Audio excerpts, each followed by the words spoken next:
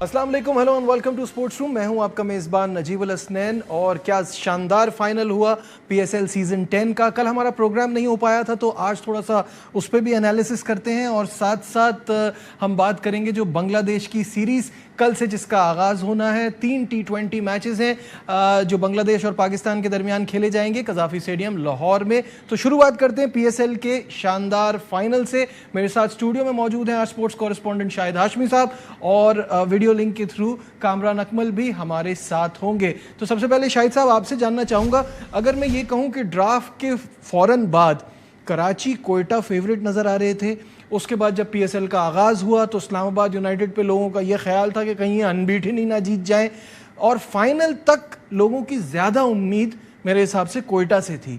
क्या ज़बरदस्त turn around हुआ। 3-4 लगातार मैचेस लाहौर ने डू और डाई सिचुएशन वाले खेले और सब में कामयाबी हासिल की, आखिर में चैंपियन बने। बस वो जो कहते हैं ना, लाहौर लाहौर है तो उन्होंने दिखा दिया और नॉकआउट मैचेस में आके उन्होंने कमाल किया। और नॉकआउट मैचेस में ही उनको उठाने वाला उनका कप्तान शाहीन शाह अफरीदी था। जिस तरह उसने बॉलिंग की, सलमान मिर्ज़ा ने बॉलिंग की, हारिस रऊफ ने बड़ी अच्छी बॉलिंग की, नईम ने उनकी तरफ से बड़ी अच्छी बैटिंग की, फ़खर थ्रू आउट टूर्नामेंट में अच्छा चला, क्योंकि फाइनल में उसने बड़ा स्कोर नहीं किया लेकिन वो एक बड़ा इम्पैक्ट प्लेयर है। तो लाहौर ने उस नॉकआउट में बता दिया कि हम क्या वो रखते हैं, ताकत रखते हैं। एक वक्त ऐसा था, जिस तरह आप अभी कह रहे थे कि 9 मैचों में उनके 9 पॉइंट्स थे और ये लग रहा था कि अगर ज़ल्मी से वो हार गए तो बाहर हो जाएंगे। बिल्कुल सही। लेकिन लाहौर की खास बात है, या तो वो जाते हैं प्ले ऑफ में तो फाइनल में जाते हैं, वरना प्ले ऑफ में भी नहीं जाते। वो कहते हैं हमें अगर खिलाना है प्ले ऑफ तो हमें फाइनल देना, वरना हम नहीं जाएंगे। और शाहीन ने जब जिस वक्त कहा था कराची किंग्स से हारने के बाद कि हम इनसे फाइनल में मिलेंगे, तो कराची किंग्स तो फाइनल में नहीं मिला लेकिन कोयटा ग्लेडिएटर्स मिला। बड़ा अच्छा उन्होंने एक टोटल जो था वो चेस किया, जो पीएसएल की तारीख का किसी भी फाइनल का हाईएस्ट रन स्कोर है। बिल्कुल, सिर्फ पीएसएल का ही नहीं, दुनिया भर में जितनी भी लीग्स हो रही हैं आज तक कभी फाइनल में इतना बड़ा चेस नहीं हुआ। और उन्होंने जिस तरह चेस किया, नईम ने ऊपर से बड़ी जबरदस्त बैटिंग की, 6 छक्के उसने अपने 46 में मार दिए और बहुत ही अच्छी बैटिंग की। और फिर सिकंदर रजा ने तो पूरा शो ही लूट लिया, जिस तरह वो आए, जिस तरह मुश्किल से वो आए थे, तो वो कमाल हुआ। बिल्कुल सही है। कामरान से भी बात करेंगे। कामरान, जो हम चाह रहे थे बिल्कुल वैसा ही फाइनल हुआ। 34,000 तमाशाई, पैक्ड हाउस, सनसनीखेज जिसे कहते हैं आखिरी गेम, क्या कहेंगे? जी अस्सलाम वालेकुम। जी बिल्कुल सही कहा है, फाइनल हम लोग जैसा चाह रहे थे वैसा ही हुआ और दोनों टीमों ने क्या ज़बरदस्त क्रिकेट खेली है। कोयटा हो गई, आप देखें कि थ्रू आउट वो राउंड मैचेस में एक डोमिनेट करती हुई नजर आई। गलतियां की हैं शुरू में, लेकिन उसके बाद उन्होंने जो कंट्रोल किया, फिर क्या कमाल की क्रिकेट खेली है। फाइनल खेले, बड़ी अचीवमेंट है। बैड लक नहीं जीत सके, लेकिन जो फाइनल जैसे खेला गया ना, वो बड़ा एंजॉय किया। मेरे ख्याल से जो 34-35,000 जो स्टेडियम में लोग बैठे हुए हैं, उन्होंने कितना एंजॉय किया होगा। जो टीवी पे देख रहे होंगे उन्होंने कितना एंजॉय किया होगा। ये सदियों मैच याद रखा जाएगा जिसने बॉल टू बॉल देखा। शायद साहब, जैसे कामरान भी कह रहे हैं, बड़ा ज़बरदस्त, बड़ा शानदार फाइनल। लाहौर की इस कारकर्दगी पे जैसे बहुत सारे फैक्टर्स हैं, हम एक चीज़ बहुत ज़्यादा नोट करते हैं और हमेशा हम ये बात करते हैं, वो टीमें कामयाब होती हैं जिनके लोकल प्लेयर्स अच्छा कर रहे हों। तो आप समझते हैं कि लाहौर के लोकल प्लेयर्स जैसे फ़खर जमान हो गए, नईम हो गए, अब्दुल्ला शफीक हो गए, और फिर नीचे से अगर आप बॉलिंग की बात करें तो शाहीन अफरीदी हो गए, तो इन सब का रोल बड़ा इंपॉर्टेंट रहा है। बिल्कुल होता है, लोकल प्लेयरों का इन्वॉल्वमेंट भी और उनकी परफॉर्मेंस भी और उनका मैच जितवाना भी, इसलिए कि लोकल प्लेयर्स जितना कंडीशन से हम आहंग होते हैं, उनको कंडीशंस का पता होता है, वो दूसरे प्लेयर्स को नहीं होता। दूसरे जो फॉरेन प्लेयर्स हैं वो भी round the clock, round the year league खेलते रहते हैं। जैसे सिकंदर रजा है, मैं देख रहा था उसका प्रोफाइल शायद 45 टीमों से वो खेल चुका है और वो एक लीग तो दूसरी लीग तो तीसरी लीग तो चौथी लीग, इस तरह खेलते रहते हैं। शुरू के मैचों में डेरिल मिचेल, सैम बिलिंग्स, उनका बड़ा इम्पैक्ट रहा था, वो बहुत ही अच्छा खेल रहे थे। इस दफ़ा डेविड वीज़ा को नहीं खिलाया उन्होंने, एक ही मैच खिलाया था, तो उनके फॉरेन प्लेयर्स भी बड़ा अच्छा इम्पैक्ट डालते हैं। जिस तरह सैम बिलिंग्स ने फास्टेस्ट 50 की थी, लेकिन जब वो लोग चले गए, डेरिल मिचेल भी चले गए, सैम बिलिंग्स भी चले गए, उन्होंने 2 श्रीलंकन प्लेयर्स को लेके आया, राजा पाक से और कुशाल परेरा। कुशाल परेरा शुरू से थे साथ में, लेकिन उन्होंने इन कंडीशन से जितना फ़ायदा उठाया वो कमाल का था। और स्पेशली कुशाल परेरा ने जो फाइनल में इनिंग्स खेली, वो बड़ी ज़बरदस्त इनिंग्स थी। तो लोकल प्लेयर्स स्पेशली जैसे नईम खेला, जिस तरह फ़खर खेले, जिस तरह सलमान मिर्ज़ा ने बॉलिंग की, जिस तरह शुरू के मैचों में आसिफ अफरीदी बॉलिंग कर रहे थे। आसिफ अफरीदी को बाद में अनफॉर्चुनेटली चांस नहीं मिला, हालांकि वो बड़े ज़बरदस्त स्पिनर हैं, ऊपर से भी बॉलिंग कराते हैं, बीच में भी आके बॉलिंग कराते हैं, स्लॉग में भी कर सकते हैं। तो लोकल प्लेयर्स का बड़ा इम्पैक्ट रहा और खुशी होती है जब भी अब्दुल्ला शफीक परफॉर्म करता है, और मुझे खुसूसी दुख होता है जब वो परफॉर्म नहीं करता। और उसका जो मेंटल लेवल है वो अगर हाई हो जाए तो is a very good international player for all 3 formats. बिल्कुल सही बात है। कामरान, यही सवाल थोड़ा सा डिफरेंट आपसे, क्योंकि अगर हम बात करें लाहौर की कामयाबी की और सिकंदर रजा का जिक्र ना करें तो ये नाइंसाफ़ी होगी। जिस तरह से वो आए, कुछ मिनट्स पहले उन्होंने अपनी टीम को ज्वाइन किया और फिर उसके बाद परफॉर्मेंस की बात तो अलग है, एक मैच विनर का टीम में आना, ज्वाइन करना ऐसी सिनेरियो में, इसी से बड़ा मोराल बूस्ट होता है। तो कैसे देखते हैं टीम मैन सिकंदर रजा का रोल? नजीब, फाइनल से पहले एक दिन पहले टेस्ट मैच हेडिंगले में आई थिंक हो रहा है, वहाँ पे दूसरी इनिंग में उसने मेरे ख्याल से 50+ रन्स भी किए हैं। फिर वहाँ से निकलना, एयरपोर्ट जाना, फ्लाइट लेना, वेट करना, फिर स्टॉप ओवर भी होगा दुबई में, वहाँ से आना, फिर लाहौर पहुँचना और लाहौर पहुँच के पासपोर्ट किसी को देना, वहाँ से बंदा पीसीबी का और एक अलग ही किस्म का प्रोटोकॉल उसको मिला होगा और ग्राउंड पहुँचा होगा 10 मिनट 15 मिनट पहले।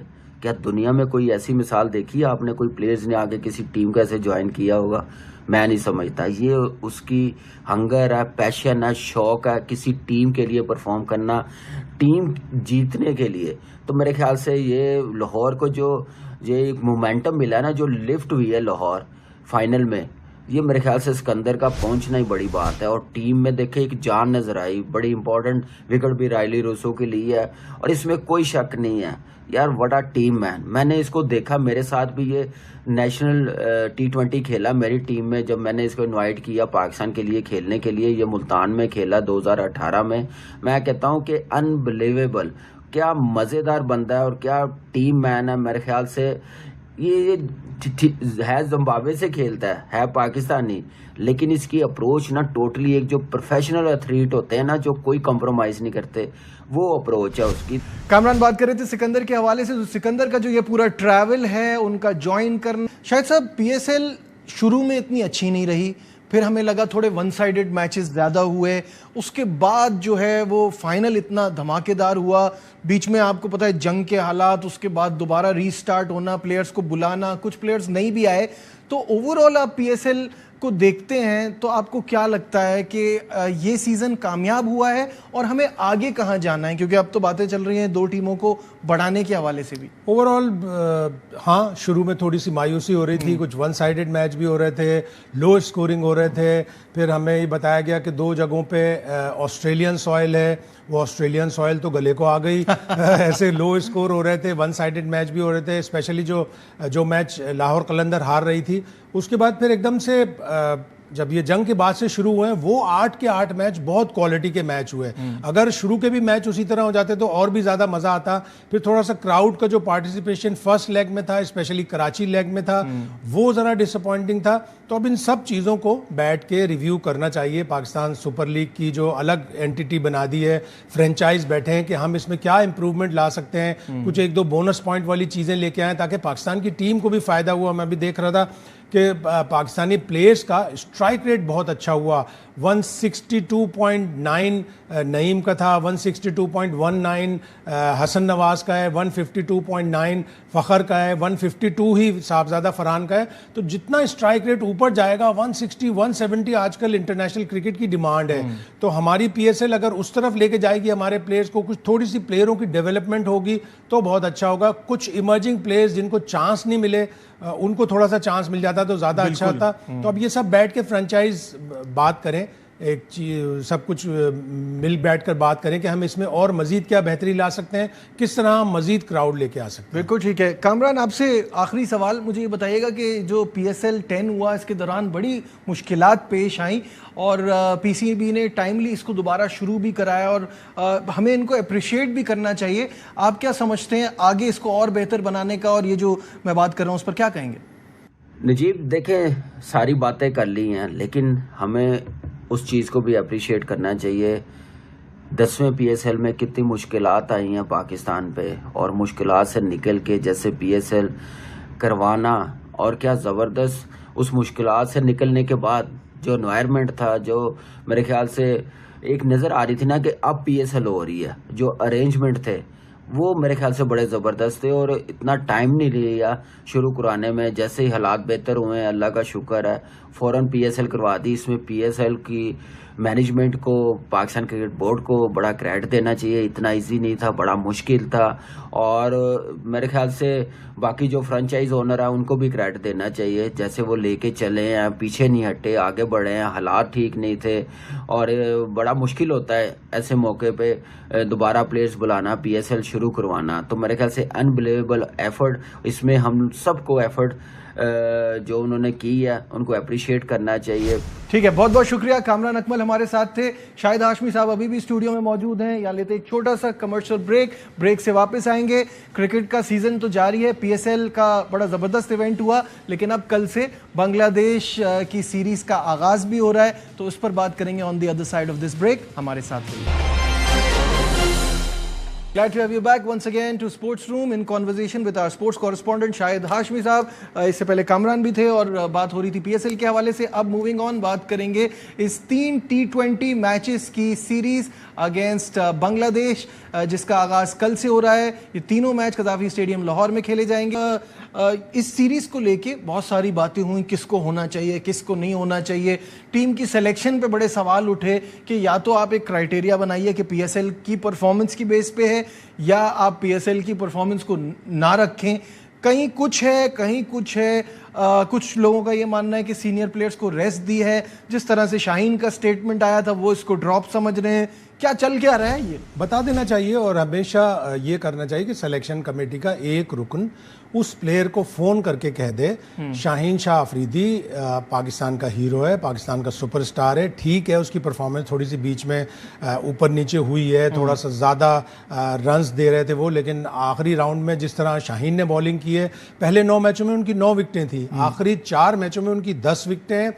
एक 3 for 3 जो था वो तो आउटस्टैंडिंग था, बहुत ही अच्छा। ऐसे मैच में जो उनको अपनी टीम को जितवाना था वो उन्होंने जितवाया। फिर फाइनल में भी 3 for 24, वो भी एक बहुत ही अच्छी बॉलिंग की। तो शाहीन एक रिदम बॉलर है, उसको जब रिदम मिलता है तो अपने ज़बरदस्त परफॉर्मेंस देता है वो।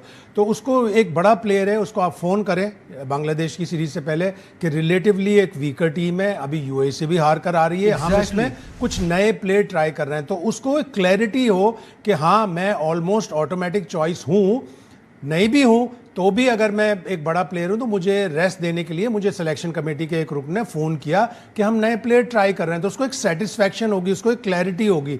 लेकिन हमारे यहाँ शायद अभी तक ये दस्तूर आया नहीं कि कोई प्लेयर को फ़ोन करे और उसे बताए। तो आप जब आप कहते हैं कि हमने रेस्ट कराया तो प्लेयर ये समझता है कि आपने उसे ड्रॉप किया, और मीडिया में भी बहुत से आउटलेट ये कहते हैं कि हाँ जी शाहीन शाह अफरीदी को ड्रॉप है। मुझे तो एक बात समझ में नहीं आती, एक क्लैरिटी आकर कंप्लीटली सबको क्यों नहीं दे देते कि this is the way of the future. जब आप टॉप 4 टॉप 5 टीमों के खिलाफ खेलेंगे तो उसमें बाबर, रिजवान, शाहीन, इन सबको कंसिडर किया जाएगा। जब आप बॉटम के टियर से खेल रहे होंगे तो वहां पे स्टार प्लेयर्स नहीं होंगे, वहां अपने यंगस्टर्स को ट्राई किया जाएगा। सारी दुनिया ये करती है, ना उनसे कोई सवाल पूछता है। 3-3, 4-4 सीरीज भी अगर हिंदुस्तान की होंगी, उनके मेन प्लेयर नहीं होंगे, वो अपने यंगस्टर्स को खिलाते रहेंगे। जब बड़ी टीम आएगी वो वापस आ जाएंगे। तो इसमें इतनी प्रॉब्लम क्या है? आपने खुद कहा कि यूएई से हार के आ रही है बांग्लादेश, तो यहाँ पे तो मुझे लगता है कि हारिस रऊफ को भी नहीं होना चाहिए था, फखर जमान को भी नहीं होना चाहिए था। ये अच्छा मौका था, आप नईम को चांस दे देते। अगर आप वो रन्स की बात कर रहे हैं शाहीन की, तो उस हिसाब से तो नसीम शाह को भी नहीं होना चाहिए। रन्स के अंबार लगाए हैं उन्होंने अपनी बॉलिंग में। न्यूजीलैंड में कुछ रन्स दिए थे या उससे पहले उसकी, लेकिन इस पीएसएल के आखिरी राउंड में उसने बहुत जबरदस्त बॉलिंग की और उसकी परफॉर्मेंस होती है। ऐसा नहीं है कि बिल्कुल भी परफॉर्मेंस नहीं होती। तो उसको जज करने के लिए आपको ओवरऑल एक लंबे पीरियड तक देखना होगा। हाँ, उसकी जो प्रॉब्लम्स हैं वो आप कोचिंग स्टाफ आके सॉल्व करे। अब एशली नॉफ्की को लेके आए हैं जो ऑस्ट्रेलियन है, फास्ट बॉलर था अपने ज़माने का, और बड़ी उसने कोचिंग की है। ज़्यादा कोचिंग उसने वुमेन साइड पे की है, लेकिन मेन साइड पे भी उसने की हुई है। तो वो आएगा, वो थोड़ा बताएगा, समझाएगा, सारी चीज़ें होंगी। तो आपको अपने आगे क्रिकेट ले जाने के लिए ये सब चीज़ें करनी पड़ेंगी, एक सिस्टम बनाना पड़ेगा। और मॉडल्ड सिलेक्शन, कंफ्यूज सिलेक्शन ना करें। कंफ्यूज सिलेक्शन, बिकॉज़ आप मुझे बताइए करेंगे तो ये आप किसी से भी पूछेंगे वो बोलेगा अब्बास आफरीदी का होना बहुत ज़रूरी है, बिकॉज आप एक ऑलराउंडर ऑप्शन को वैसे भी मिस कर रहे हैं। देखिए आमिर जमाल फिर पीछे चले गए, उसको आप अच्छा प्लेयर बना सकते हैं, लेकिन अगर उसे बार बार आप बुलाएंगे ड्रॉप करेंगे तो उसकी डेवलपमेंट, जिस टाइम टीम सेलेक्ट हुई है वो टॉप विकेट टेकर था, आप उसको छोड़ जाते हैं। और उससे आखिरी मैच में उसने बता दिया कि वो कितना उसका मूड ऑफ था, कितना वो डिसहार्टेड था, बिल्कुल कि उसका एक चांस बनते बनते आपने उसको बिठा दिया। और न्यूजीलैंड में भी उसकी कोई इतनी बुरी कारकर्दगी नहीं थी, फिर उसने बॉलिंग के साथ साथ बैटिंग में भी दिखाया।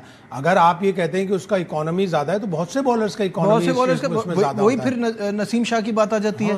अच्छा ये भी एक क्वेश्चन मार्क है कि Naseem Shah because he is not fit, वो हम कहने को कह तो देते हैं कि हम डेथ में यॉर्कर्स नहीं करा रहे, उसमें जान लगती है, तो उससे बचने के लिए हमारे बहुत सारे बॉलर्स क्योंकि वो 100% फिट नहीं होते, वो यॉर्कर्स नहीं करा रहे होते। देखेगा माइक हैसन को टाइम देना पड़ेगा। अगर आप माइक हैसन को टाइम देंगे तो वो चीज़ें सही करेगा, या जो भी कोचिंग स्टाफ साथ में आएगा उनको देखना पड़ेगा कि किस प्लेयर की कहाँ पे प्रॉब्लम हो रही है और कौन सा प्लेयर हमारे लिए किस फॉर्मेट में बेस्ट सूटेड है। बांग्लादेश की टीम माजरत के साथ उनके इतने प्लेयर अच्छे नहीं आ रहे, उनके 3 तो फ्रंट लाइन फास्ट बॉलर, ऊपर से मुस्तफिजुर रहमान इंजर्ड हो गए, तस्कीन नहीं है इस टीम में, तस्कीन नहीं है, मुस्तफिज नहीं है, नाहिद राना विड्रॉ कर गए, तो आपके उनके 3-4 फास्ट बॉलर तो टॉप क्लास के हैं ही नहीं। तो अब उस टीम के साथ आप खेल रहे हैं तो आप अपने नए प्लेयरों को ट्राई करें और अपना कॉम्बिनेशन देखें।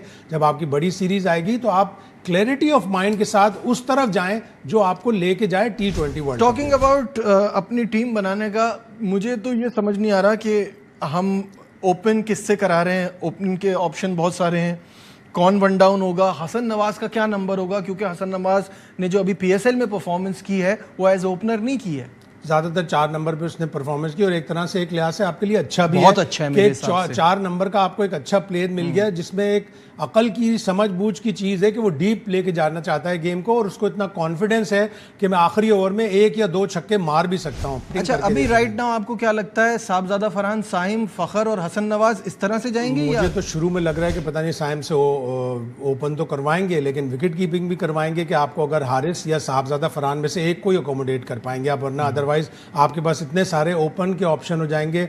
तो शुरू में तो ऐसे ही लग रहा है जिस तरह उन्होंने करके देखा है, चेक किया इस्लामाबाद यूनाइटेड की तरफ से कि वो कीपिंग कर सकते हैं या नहीं, तो ओपन भी करेंगे और कीपिंग भी करेंगे शुरू के मैचों में, मुझे ये लग रहा है। तो सीरीज तो ऐसा लगता है कि ज़ाहिर है जब वो यूएई से हारे हुए हैं तो सीरीज तो आसान होगी, तजर्बात की नज़र हो जाएगी। आसान किसी भी टीम को नहीं लेना चाहिए।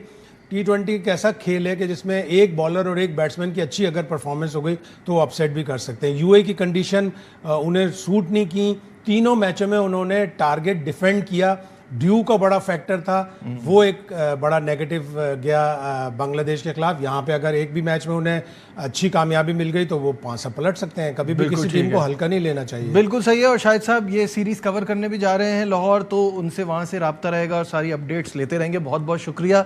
फिलहाल हमारे प्रोग्राम में बस इतना ही, दीजिए अपने मेज़बान नजीबुल हसनैन को इजाज़त, अपना बहुत ख्याल रखिए, अल्लाह हाफ़िज़।